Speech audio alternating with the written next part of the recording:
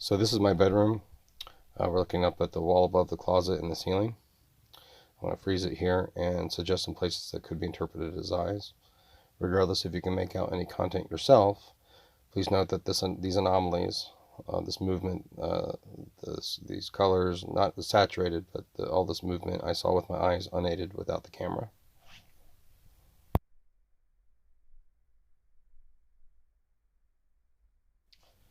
Here's another shot that I'm going to freeze and make some other suggestions of where eyes could be interpreted as being. And again, keep in mind, I saw this content with my eyes unaided.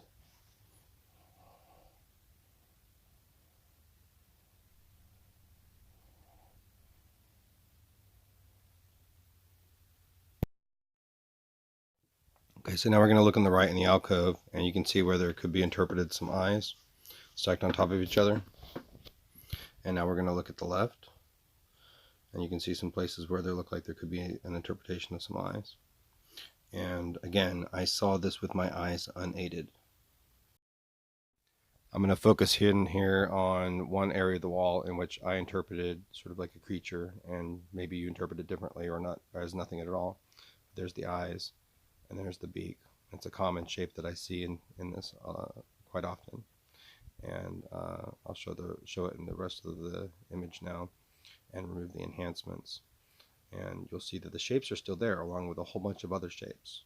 And again, whether or not you interpret this as anything, I still saw these shapes on the wall in these colors, not as saturated, and I saw them moving like this without the use of a camera.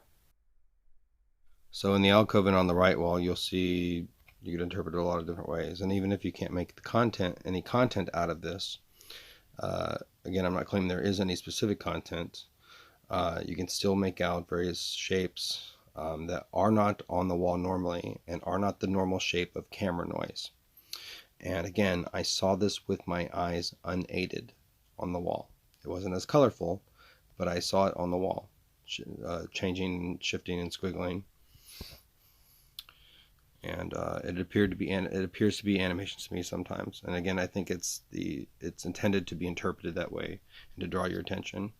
And in some cases, it's used to scare people and to frighten people because they can create holograms of human shapes and of creatures that look like there's like a person in your closet or a creature that's in the corner or something like that.